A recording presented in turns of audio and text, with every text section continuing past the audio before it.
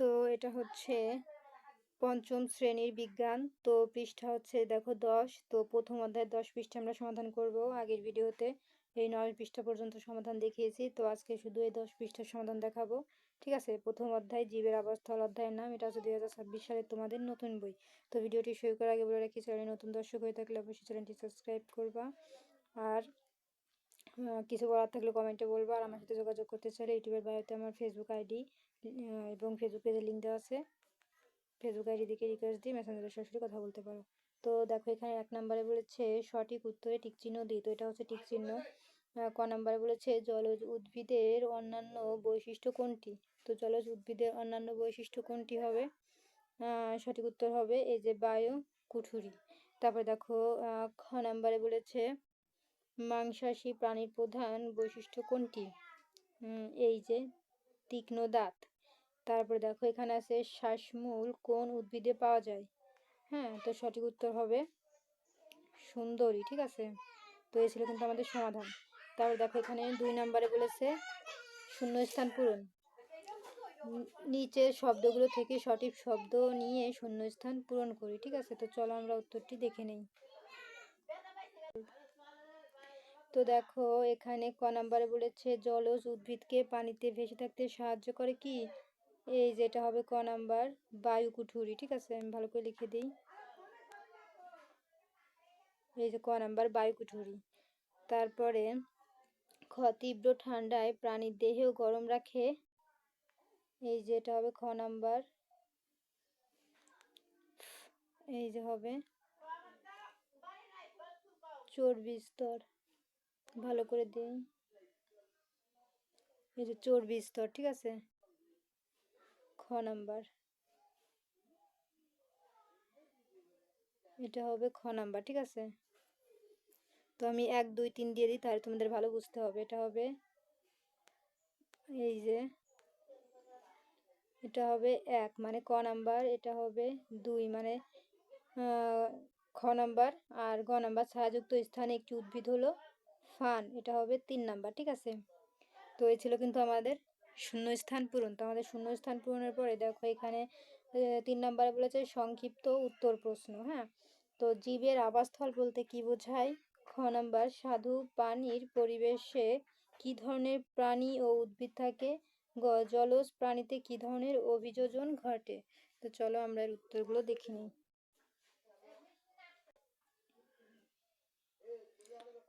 প্রশ্ন, জীবের আবাসস্থল বলতে কি বোঝায়? উত্তর, প্রকৃতিতে যে স্থানে কোনো জীব তার প্রয়োজনীয় খাদ্য, পানি, আশ্রয় এবং বংশবৃদ্ধির অনুকূল পরিবেশ পায়, সেই স্থানটি হলো ওই জীবের আবাসস্থল। যেমন মাছের আবাসস্থল হলো পানি। তো এখন আমরা খ নম্বরের সমাধান দেখব।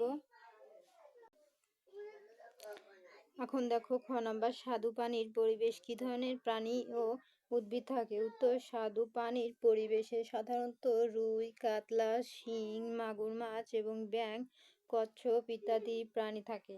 উদ্ভিদের মধ্যে শাপলা, কচুরিপানা, কলম, হাইড্রিলা ইত্যাদি প্রচুর দেখা যায়। তবে দেখো ঘ নাম্বারে আমাদের কি বলেছে?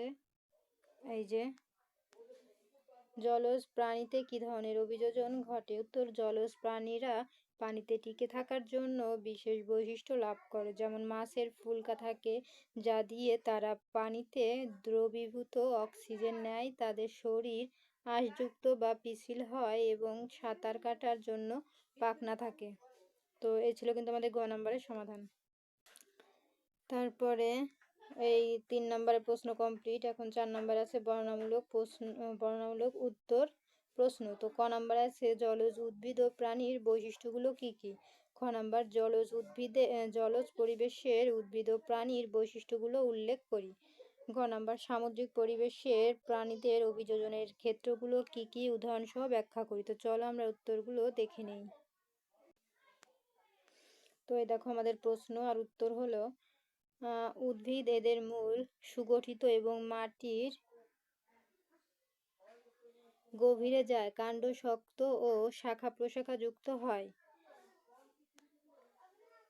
প্রাণী, এরা সাধারণত পা দিয়ে চলাফেরা করে, ফুসফুসের সাহায্যে শ্বাসকার্য চালায়। এদের শরীরের চামড়া পরিবেশ অনুযায়ী পাতলা বা লোসম লোমশ হতে পারে। এখন দেখো খ নাম্বারের উত্তর। জলজ পরিবেশের উদ্ভিদ ও প্রাণীর বৈশিষ্ট্যগুলো উল্লেখ করো। উত্তর, উদ্ভিদ এদের দেহ সাধারণত নরম হয়, কাণ্ড ও পাতায় বায়ু কুঠুরি থাকে যা তাদের ভাসতে সাহায্য করে। মূল খুব বেশি গভীর হয় না। প্রাণী, এরা ফুলকার সাহায্যে শ্বাস নেয়। সাঁতার কাটার জন্য এদের পাখনা বা লিপ্ত পথ থাকে। শরীর সাধারণত পানি প্রতিরোধী বা পিচ্ছিল হয়। এখন দেখো গ নম্বরের সমাধান। সামুদ্রিক পরিবেশে প্রাণীদের অভিযোজনের ক্ষেত্রগুলো কি কি উদাহরণসহ ব্যাখ্যা করি। তো উত্তর দেখো এখান থেকে শুরু। উত্তর, সামুদ্রিক পরিবেশ উচ্চ লবণাক্ত এবং অনেক গভীর হয়। এখানে প্রাণীর অভিযোজন নিম্নরূপ: লবণাক্ততা সহ করা। সামুদ্রিক মাছের শরীর এমনভাবে তৈরি হয় যা অতিরিক্ত লবণ শরীর থেকে বের করে দিতে পারে। 2. সাঁতার ও ভারসাম্য। সামুদ্রিক প্রাণীদের যেমন হাঙর, তিমি শরীর লম্বাটে এবং শক্তিশালী পাখনা থাকে যা তাদের দ্রুত সাঁতার কাটতে সাহায্য করে। 3 নম্বর, চর্বি স্তর। গভীর সমুদ্রের ঠান্ডা থেকে বাঁচতে তিমির চামড়ার নিচে পুরু চর্বি স্তর থাকে। উদাহরণ, তিমি বা ডলফিন ফুসফুস দিয়ে শ্বাস নিলেও দীর্ঘক্ষণ পানির নিচে থাকতে পারে এবং মাছের মতো পাখনা ব্যবহার করে সাগরে চলাচল করতে পারে। তো এই ছিল কিন্তু আজকের মতো আমাদের সমাধান। তো দেখো এই ক, খ, গ 3টি প্রশ্নের উত্তর কিন্তু আমরা দেখিয়েছি। তো আজকের মতন এই পর্যন্তই। পরবর্তীতে এই অধ্যায় 2 এর ভিডিও দেখার জন্য অবশ্যই সাবস্ক্রাইব মাই চ্যানেল।